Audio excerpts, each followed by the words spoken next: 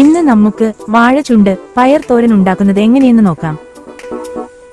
ആദ്യമായി നമുക്ക് ഒരു കപ്പ് പയർ 4 മണിക്കൂർ വെള്ളത്തിലിട്ട് കുതിർത്ത് അര കപ്പ് വെള്ളം ഒഴിച്ച് 1/2 ടേബിൾ സ്പൂൺ ഉപ്പിട്ട് വേവിക്കാം. ഒരു ചീനച്ചട്ടി അടുപ്പിൽ വെച്ച് ചൂടായ ശേഷം 2 ടേബിൾ സ്പൂൺ വെളിച്ചെണ്ണ ഒഴിക്കാം. 1/2 ടേബിൾ സ്പൂൺ കടുക്, ചുവന്നുള്ളി, പത്തൽ മുളക്, കറിവേപ്പില എന്നിവ ചേർത്ത് നന്നായി മൂപ്പിക്കുക.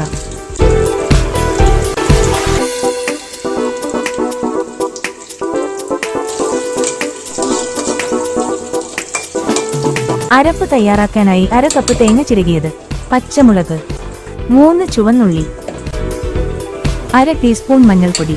ഇനി അരപ്പ് തയ്യാറാക്കാം. മൂപ്പിച്ച എണ്ണയിലേക്ക് അരിഞ്ഞു വെച്ച വാഴച്ചുണ്ട് ചേർക്കാം. നന്നായി ഇളക്കിയെടുക്കുക.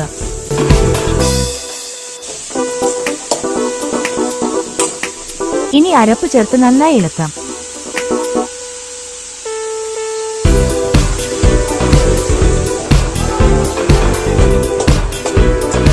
അര ടേബിൾ സ്പൂൺ ഉപ്പ് കൂടി ചേർത്ത് ഇളക്കാം.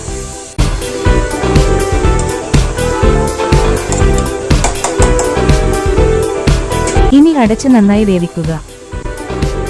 നന്നായി വെന്തിട്ടുണ്ട്. ഇനി ഒന്നുകൂടി നന്നായി ഇളക്കുക. വേവിച്ചു വെച്ചിരിക്കുന്ന പയറിനി ചേർക്കാം.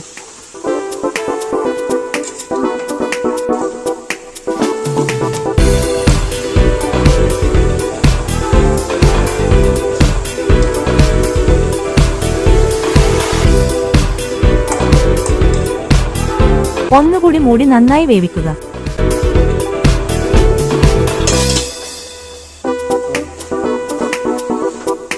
വാഴച്ചുണ്ട് പയർ തോരൻ തയ്യാറായിട്ടുണ്ട്.